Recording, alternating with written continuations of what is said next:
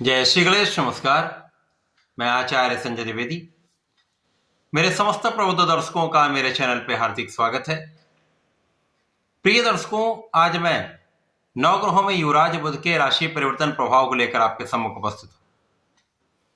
युवराज बुध 29 दिसंबर को अपनी राशि का परिवर्तन कर चुके हैं तथा वर्तमान समय में गुरुदेव बृहस्पति की मूल त्रिकोण राशि धनु राशि में प्रवेश कर चुके हैं। ये परिवर्तन अत्यंत महत्वपूर्ण हो रहा है क्योंकि इस परिवर्तन से कुछ विशिष्ट राजयोगों का निर्माण हो रहा है।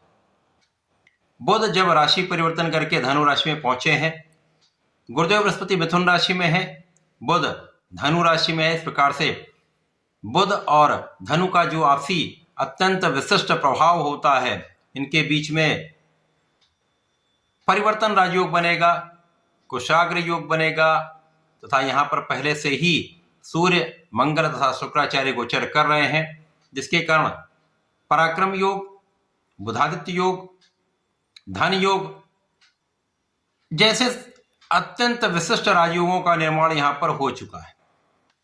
ये राजयोग निश्चित रूप से समस्त राशि के जातकों को प्रभावित भी करेंगे तथा बुध का परिवर्तन समस्त राशि के जातकों को कुछ विशिष्ट प्रभाव देगा, क्योंकि बुध का जो प्रभाव है वो अतिशीघ्र होता है। ये क्विक रिस्पॉन्स प्लैनेट हैं तथा इस जगत के समस्त कार्य क्षेत्रों में अपना संपूर्ण प्रभाव रखते हैं। अब जहां पर वाणी है वहां पर बुध है, जहां पर बुद्धि है वहां पर बुध है, जहां पर शिक्षा है वहां पर बुध है। किसी भी प्रकार का व्यापार बुध के कार्य क्षेत्र में आता है। इस प्रकार से कला क्षेत्र का संपूर्ण जो विभाग है वो बुध के कार्यकत्व में है। निश्चित रूप से बुध के बिना कोई कार्यक्षेत्र संभव नहीं। अब बुध एक बलवान स्थिति में है, गुरु के साथ सीधी दृष्टि के प्रभाव में है तथा इस समय 5 राजयोगों का सीधा संबंध तथा शनिदेव विकेंद्र में है, जिसके कारण ये अत्यंत विशिष्ट प्रभाव देने वाला संयोजन प्राप्त हो रहा है। प्रिय दर्शकों, आज मैं कन्या राशि के लिए बुध के इस राशि परिवर्तन का बनने वाले राजयोगों का कितना लाभ आपको मिलने वाला है, किन किन भावों को ये प्रभावित करेंगे, कितनी उन्नति कराएंगे, यदि कहीं पर कोई समस्या या अवरोध है तो उसका क्या निराकरण है, संपूर्ण विश्लेषण मैं पूर्ण तर्क के साथ करने जा रहा हूं। प्रिय दर्शकों, इस राशिफल को आप अपने लग्न तथा राशि दोनों के अनुसार देख सकते हैं। कन्या राशि के लिए यदि हम अवलोकन करें तो बुध आपके दशम तथा लग्न के स्वामी कर्मेश तथा लग्नेश का गोचर आपके चतुर्थ भाव में आरंभ हो चुका है। अब ये और ये दोनों केंद्र का भाव है, ये भी केंद्र का भाव है, जिसके कारण यहां पर 2 केंद्र के स्वामी बुध का गोचर तीसरे केंद्र के भाव में हो रहा है। इसी प्रकार चतुर्थ केंद्र में शनिदेव भी गोचर कर रहे हैं। तो कन्या राशि के लिए कुछ स्थितियां अत्यंत विशिष्ट हैं, जैसे कि समय में आपके लग्न प्रबल हो और लग्न पर शनिदेव का प्रभाव है, जो मित्रवत भाव में होते हुए आपको कर्मठ बनाएंगे, आपकी स्वास्थ्य समस्याओं को ये कम करेंगे, समस्याओं का निराकरण करेंगे। यद्यपि यहां पर आपके कामों में कुछ समय अधिक लग सकता है, लेकिन काम सिद्ध अवश्य होंगे। इस समय आपका मानसिक बल श्रेष्ठ होगा, बुद्धि बल श्रेष्ठ होगा, आप कुशाग्र होंगे, तो आप अपने क्षेत्र में विशेष सफलता की प्राप्ति करने वाले हैं। यहां पर आपके मन का तनाव दूर हो जाएगा और स्वास्थ्य समस्याएं जब आपकी कम हो जाती हैं तो आप अपना संपूर्ण परिश्रम, संपूर्ण प्रयास कर पाते हैं। अब यदि यहां पर स्थितियों को देखें तो मंगल, शुक्र और सूर्य साथ में है। सूर्य और बुध का परम बलशाली यहां पर केंद्र का बुधादित्य योग प्राप्त हो गया, कुशाग्र योग केंद्र का है। इसी प्रकार से यहां पर धन योग बन चुका है। निश्चित रूप से यह समय आपका है।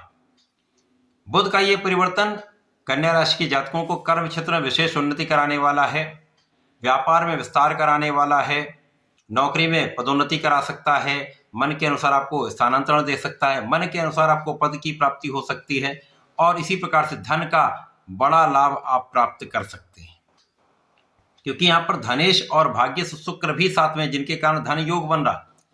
अब धन योग आपके चतुर्थ भाव में, जो सुखों का भाव है, भूमि, भवन, वाहन, ऐश्वर्य, वैभव का भाव है, यहां पर धन योग का बनना निश्चित रूप से आपके धन को भी प्रबल करने वाला होगा, आपके सुखों को भी बढ़ाने वाला होगा। इस समय आपकी गणनाएं बहुत अच्छी रहने वाली हैं। इस समय आपका शिक्षा का भाव बहुत अच्छा रहने वाला है। शिक्षा ज्ञान में आप प्रगति भी करने वाले। शिक्षा के क्षेत्र में जो विद्यार्थीगण हैं उनका परिणाम अच्छा आएगा। केवल आपको कर्मठ बने रहना है, सही दिशा में फोकस होकर कार्य करना है। आपका आत्मबल अच्छा रहेगा तो समस्याएं नहीं आएंगी। यहाँ पर आपका बुद्धि बल भी तीक्ष्ण होगा, आपका मनोबल भी अच्छा होगा, तो आप अपने पढ़ाई के क्षेत्र में बहुत अच्छा परिणाम प्राप्त करने वाले। संतान से अच्छा प्रभाव प्राप्त होगा, संतान से आपको लाभ भी मिलेगा, संतान भी बहुत अच्छी रहने वाली है।